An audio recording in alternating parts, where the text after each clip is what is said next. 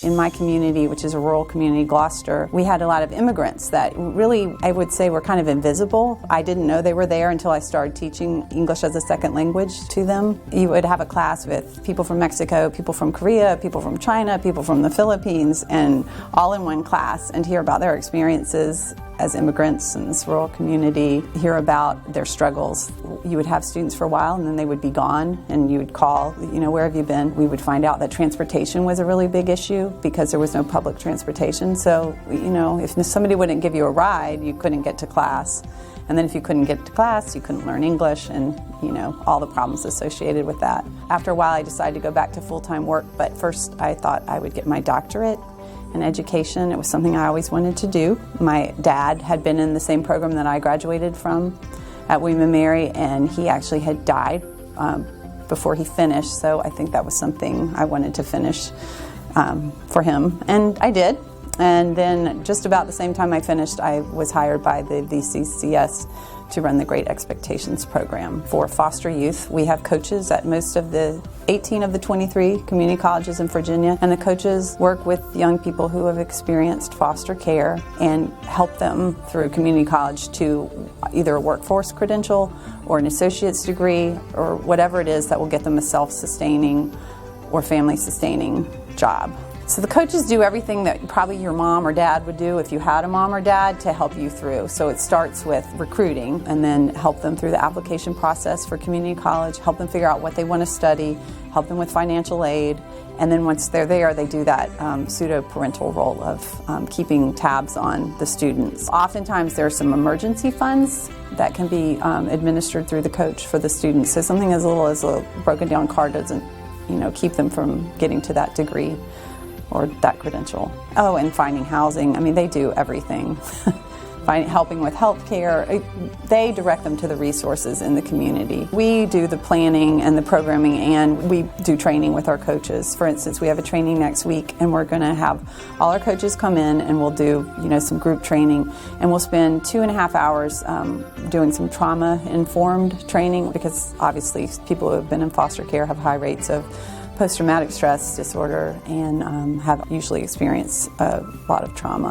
And our coaches have a lot of training. We have a lot of social workers within our ranks, licensed clinical social workers and people with MSWs, so they have that, but it never hurts to get more.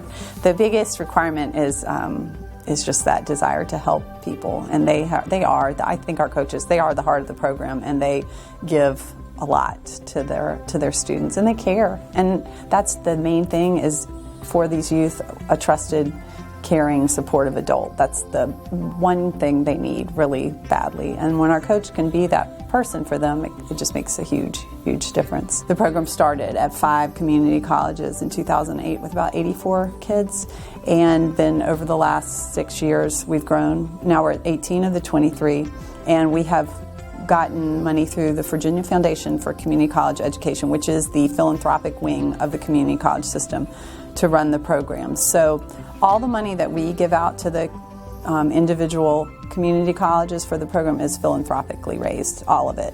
Since the program began, we've had about 3,000 youth that have been served in some way by our coaches. Of those 3,000, about 2,000 have actually enrolled and been in some kind of community college class. Of those, we've had about 200 credentials earned amongst them, 66 last year, 66 graduates last year. About 21 earned bachelor's degrees. We actually have had 1 master's degree so far, which is pretty good, and we do have 2 young people who are in master's programs right now. So those are really good, because the statistics on former foster youth in education, it varies from 2 to 8% will ever get any kind of credential. So we feel like we're really making a dent in that. We started this program last year called the Student Leadership Program.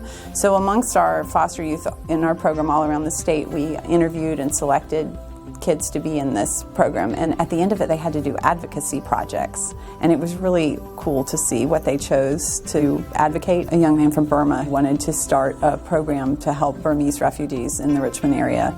There was a girl from Mexico, and her project was about human trafficking, because this was something that had been very close in her family. So often they don't want to go out and make money. It's fine to make money, but they're saying, oh, I want to do something that helps others. A lot of our kids want to go into social work, and not surprising, but I understand that because these are the people that help them, the social workers, the coaches, and their role models. My dad was a community college librarian, and my mom was a social worker, and so I never thought that I would go into a field that married their two careers so much, but they made a huge impression on me. My dad had been orphaned as a teenager, and hearing about that and then seeing what he did as a father, what a good father he was, that just made a huge impression on me. I told my kids, you don't have to go into a helping profession, but you either have to, you can make a lot of money and help others with the money that you make, or you should do something that helps others. And my kids are very aware. They've been given a lot because they have a mom and a dad, and we do everything we can for them. And I think that they're very aware of the needs of others, and that's really important to me as a mom. There is a girl from the Richmond area that I have met several times through the 2 years that I've been with the program. English is her second language, and she had faced some pretty tough times as an immigrant in America. Her father got deported, and so as a teenager she was put into foster care, and she was trying very hard to be a nurse. But there's a test that you have to take that because of the English, it was very difficult for her to pass it. And she didn't give up, she just rerouted.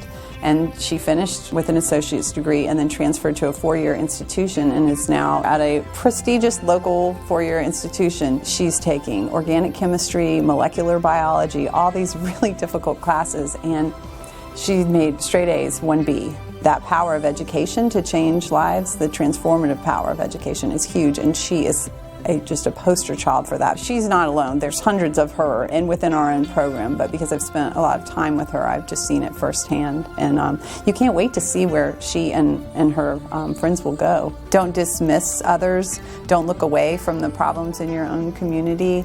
And don't think that because someone needs help that they are asking for a handout.